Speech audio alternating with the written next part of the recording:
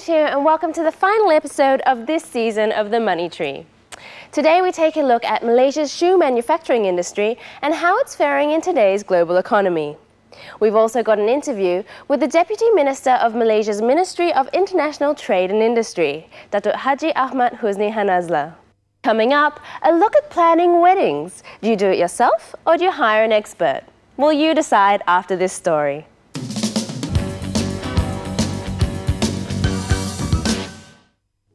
To have and to hold, for better or for worse. Most of us have attended weddings and seen the joy on the faces of the newlyweds, but few are appreciative or aware of the months of preparation behind the makings of a perfect wedding day. Planning one's own wedding can be a stressful experience. One can be overwhelmed with the details, from deciding on a wedding dress or the number of wedding guests to the pattern on the napkin. A single detail overlooked can spell disaster for the newlyweds who only wish for a hassle-free wedding. Nowadays, unlike those days, brides and grooms have taken it on their own to get their wedding planning done. And more than that, all of them are all working. It's not easy to juggle their professional lives with their social lives. Can you imagine them having time to sit down and relax and plan, okay, this is what we're going to do for our wedding and this is how it's going to be done. It's like running through a whole list of vendors and a whole list of things to do. So this is where we come in. We help you, we save you all that stress and give you a hassle-free wedding day. Planning a wedding is no easy task. Even good intentions from over-enthusiastic family members or relatives may be less than desired. Led by the country's only certified wedding consultant, Nazareth Wedding Services is a one-stop wedding centre which takes the business of planning weddings a step further. Nazareth Wedding Services is a full wedding planning consultancy company. What we do is basically we plan your wedding budget, every stage in the planning. We help the brides and grooms right from the beginning to the end, to the wedding day, where we help them select their vendors, we help them keep track of their budget, we help them go ahead with whatever preparations that need to be done for the wedding. And what makes us different from the other wedding services in Malaysia is that we are a full-fledged wedding planning company. We are not bridal houses or venue providers or decorators who would go one step further and then say that we are a one-stop wedding centre. With 5 other branches around the globe in Australia, Canada, the United Kingdom, Germany and India, Nazareth Wedding Services boasts a team of 30 wedding planners, experts in handling arrangements and requirements for modern as well as traditional cultural weddings.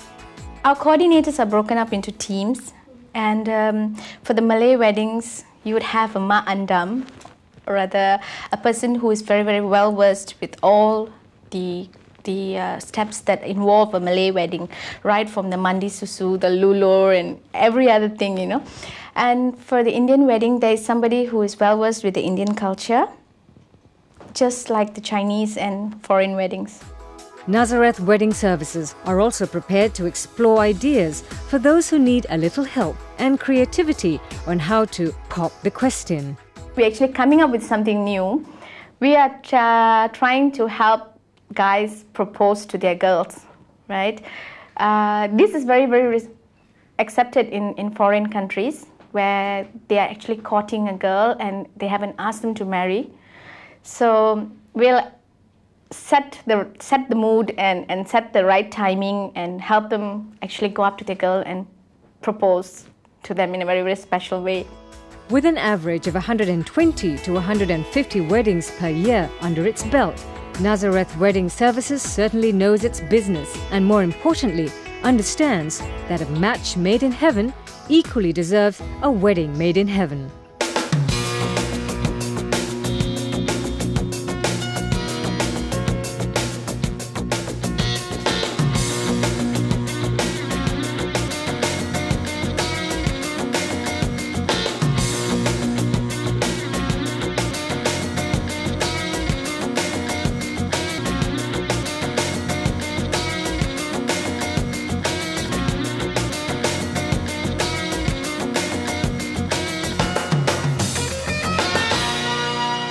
After the break, a look at making shoes, so don't go away.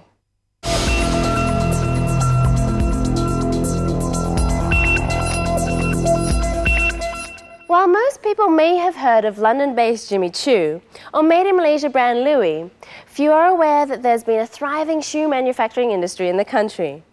But like most businesses around today, there is a need to constantly redefine corporate goals and targets in the face of the many challenges brought on by global trade.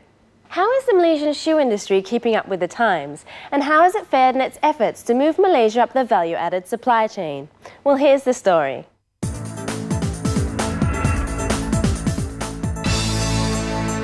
Globalization and competition from low-cost producing countries are adding pressure on Malaysia's shoe industry, be it in export or domestic consumption. For an industry that generates annual sales of 1 billion ringgit, it imports inflation, as 50 million ringgit is spent on raw materials for shoe production. Moreover, costs have escalated in this labour-scarce industry, making Malaysian-made shoes relatively expensive against its Asian neighbours. Due to cost, other Asian tigers have mauled the competition with its cheap base. For instance, China's annual output of 5 billion pairs represent 1/3 of total footwear produced in the world. Comparatively, this dwarfs Malaysia's rated capacity of only 70 million pairs per year. The strength of new footwear powerhouses is evident in Malaysia's shoe imports, where the bulk of it, or 254 million ringgit worth of shoes, is imported from China. Increased competition is threatening the livelihood of Malaysia's 1,000 producers of mostly small-scale and family-owned businesses who have moved towards outsourcing to maintain profitability. Well, as you know, Malaysia is no more advantaged for high labor-intensive industry. So, on to, our sectors, we are trying to outsource for the cheaper country like China and Vietnam. So at the moment, what we are planning to do and what we are going to do is to go into R&D, to do the developments and to do the sample here and produce in the cheaper country. As Malaysia is no longer a low-cost producer of footwear items, the industry has created and built upon new competitive advantage, particularly those focusing on technology and processes, skills and high productivity, and high value-added products. Malaysia has also carved up a niche in the industry and climbed up the value chain. Beginning with contract manufacturing for international names like Hush Puppies, Shawl and Nike, certain Malaysian producers have acquired the skills in shoe production and moved on to making a name for itself with its own trademarks. Malaysia makes shoes, we are more concentrated on the high fashions, high-end products, that is a value-added products, which is we are specialized on. For there is lady shoes that we are mainly export to the Europe market. Yeah, as you know, Malaysia, I can say Malaysia is one of the the high fashion producing for lady shoes in the Southeast Asia region. Yeah, so if compare our products and our neighboring country, the products that we produce is, in terms of quality and fashions, we are above of many countries in the Southeast Asia. The need to accelerate the cost-cutting and branding process is more urgent as Malaysia braces itself for a quota-free world market by 1st January 2005. Under the 1995 Agreement on Textile and Clothing, ATC, Malaysia is expected to phase out global import quotas on textile and clothing, including footwear. In short, Malaysia expects an influx of footwear from cheaper producing countries in the region in return for access into other markets. Under the WTO, they're going to go, globalizations, and our markets were going to open in 2005. The advantage, there is a free flow of market. The market segment is bigger. But on the other hand, the disadvantage we will have to face a great impact, especially from our neighboring country like China, Vietnam. So what we have to do is we have to go on our, on branding, develop, a very advanced, designs to suit the market need, to be a step ahead of them. Yes, it's very tough for Malaysia with this China competitor, but we need to be more creative. If we want to continue to be the leader in Malaysia in the shoe industry, we need to react more fast. We need to have better design and also good quality product. This is one of the challenges we are working for, put more add value to our products. To realistically compete in the global arena, stakeholders of the Malaysian shoe industry recognize that marketing and branding is one of the ways moving forward. Well, branding, talking about branding, there's a long process, When you go into branding, I've always emphasized, the most important thing is the quality of the products, you see. Once the quality of the products, been accepted in the market, they will, then you talk about the brand, Once the brand come out, with the quality, then into consumers, heart, your brands will stick into their minds forever. You see, brandings take a long time to, to go in stages and stages to build up. You see. For the associations, we have, we have in fact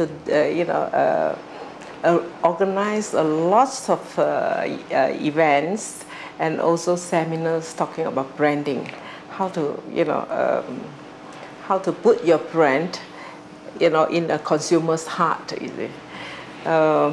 That the associations have already done his part, with effort from the governments. We encouraged, our local manufacturers to publish, to advertise their products and brand, in the international marketplace. Unknown to many, the results are already evident. Foreign-sounding and local household names in footwear, Larry, Bonia, Vinci and Dr. Kadar are actually Malaysian products. Underlying the branding efforts are value-added products, quality workmanship and fashionable, trendy and eye-catching designs. As testimony to Malaysia's progress, its footwear products are being exported to European countries that are renowned internationally for high-quality and fashionable footwear products. For build brand, it's very important have a focus what is the market you need to reach. I think for build brand, it's very important to have a product. The most important in the business is the product. If the consumer are confident with your product, you can build a brand. But for build a brand, you need to be international and you need to have very good presence in America or Europe. If you have really good presence in this market, you can build a brand. Now there are some brands in Malaysia doing very good job, but they are only in the neighbor countries. They are not expand to the Europe and to America now, but I think it's coming. It's coming. To take quality further and to enhance Malaysia's reputation as a value-for-money, quality footwear producer, advocates propose technology as an additional way forward. This is seen to be a more sustainable proposition. For Malaysia company, if they want to go a step ahead, they have to go into reinvestment in R&D, and also technology. Because you can see in the market there's a lot of good shoes without a very good technology. You see, so a lot of people say, oh, they put buying shoes which is not lasting. This is one of the things they have to look into a quality technology. You see, that is also play a very important part in the shoe industry, other than fashions. If you want to maintain your brand in the market, to sustain your brand in the market, you have to look into the quality, and the designs, to be accepted by the customers, you see. Given that trends come and go rapidly, time is of essence to producers. The race to have new styles on the shelf can sometimes be the difference between success and failure. With advanced designing technologies, footwear manufacturers can shorten their time to market and thus increase market share and profitability. Thus, branding and marketing should be complemented with advanced technologies that bring quality, competitive pricing and just-in-time delivery to the market. In this respect, the Malaysian government has incentives and programs to enhance the competitiveness and production capabilities of local footwear producers. With the government's backing, innovative companies that are investing in branding, marketing and technology are poised to take on the challenges of globalization and create a truly international name for Malaysia. The Money Tree will be back with Wan Zaleha after the break, so stay with us.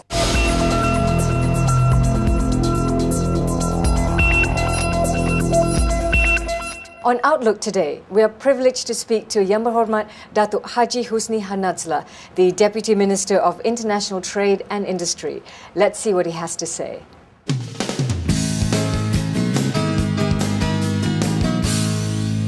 Welcome to Money Tree, Datuk.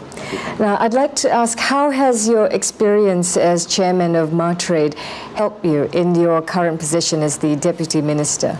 My present job actually is an extension of my work in MarTrade. I deal with trade, and when we talk about trade, basically it covers two areas. One, the trade rules, which regulate the flow of trade. The other one is a trade promotion. In MarTrade, I was invited to be a member of the delegation for meetings of WTO. In terms of the trade rules, I'm quite conversant. I have understanding of the rules of WTO, and when I attended the meetings in Sao Paulo, the UNTAD meeting and also the AIA meeting in Indonesia, I could articulate better with the experience in MarTrade. In terms of trade promotion, I led a number of delegations. I was involved in organizing trade fairs. Now, the manufacturing and export industry is the country's largest foreign income earner, yet there remains much to be done. Could that elaborate on what lies ahead and how can manufacturers and exporters help in this process? The competition is getting tougher. According to the estimates of the World Economic Outlook, the economic growth for this year will hit 5% as compared to 3.9% last year. We are now in a very competitive atmosphere with China joining WTO. China, as you know, is the production house for low-cost product, and some other developing countries, they have joined the group, and we are no longer able to compete in terms of pricing. In other words, we have to compete in terms of quality products. In terms of market penetration, we have to do more. The networking between our exporter, our manufacturer, and the overseas importers, this has to be enhanced if we want to protect our position. How has the progress been for branding made in Malaysia internationally? As you know, the government has approved branding fund amounting to 200 million ringgit, out of which about 100 million so they allocated to MarTrade. I feel the utilization of the fund is quite slow. I think because of the culture of branding is very new to our country. The excitement about branding started a few years ago. That is basically government driven. Normally when we talk about business, it should be private sector driven, but this is government driven. Government is spearheading it, not the private sector. I think because of that, the consciousness and then the interest is quite slow.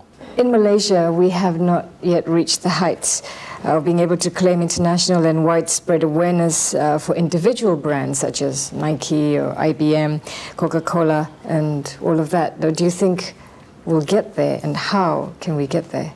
What we have to do is to work hard, and then we need companies to realize that they have to allocate funding for branding. That is important. We cannot rely on the government all the time.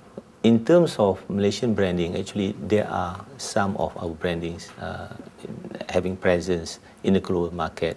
Mars, Telecom, Petronas, they are quite successful, and even to a certain extent Proton is quite known in some of the markets, but this is only at the initial stage. We need to do more to reach the level of Nike and so forth. What would your advice be to aspiring entrepreneurs to invest, who want to invest in China? They must register and follow the programs of Matrade.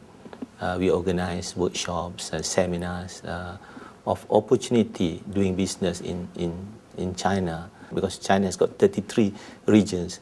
Every region has got their peculiarity, and their product requirement will be different from region to region.